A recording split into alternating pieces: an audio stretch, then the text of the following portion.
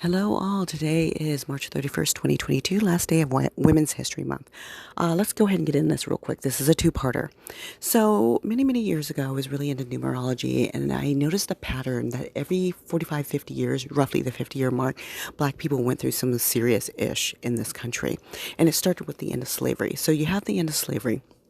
Then you have the burnings of all of our towns, Black Wall Street, OCA, Florida, all these different towns. Then 45 to 50 years later, we have the Civil Rights Movement. And then 45 to 50 years later is the police brutality and police shooting of unarmed Black people, mostly Black males. And I thought that it was just such a weird pattern. I couldn't figure it out. So I go to the internet and I realized other Black women noticed it too, but nobody could figure out why was there this 50-year pattern. So you have to look up numerology to understand what the number 5 is. I'm not going to discuss that.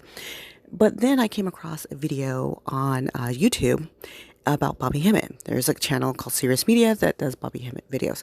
And Bobby Hemmett said every 25 years, Black people have a spiritual awakening. Well, then that just made a whole bunch of sense. Because if we're having a spiritual awakening, that means we're opening ourselves up to learning new information and opening ourselves up energetically. And what's happening is information and energy is being downloaded to us.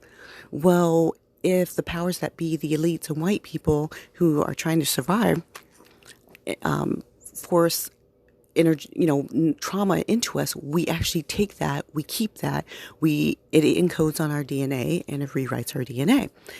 And so it totally made sense. And so, we had the burning of Wall Street, and then, like I said, civil rights and then police brutality. But what does that mean for today? Well, then I connected the dots. It was mind, body, and spirit. So the body was Black people became free. We went over, started our own businesses and our own things, so they took them. That would be relinquishing our bodies back into an enslaved state where we had no choice but to work for white people. We couldn't be on our own. Then you fast forward to the Civil Rights Movement, and it was our minds, because they took our bodies. And then when we were fighting for civil rights, right after, they introduced the war on drugs and filled our communities with crack cocaine. That took our minds. Now they're coming from our spirits in ways you cannot imagine. If you look at this picture here, this is one of a few white couples that have had Black babies, Black embryos implanted, and then you see a lot of white women having biracial daughters. There is a spiritual reason for this, and this couple, as many couples are evangelicals. They are there having these Black babies for a very targeted reason. Stay tuned for part 2.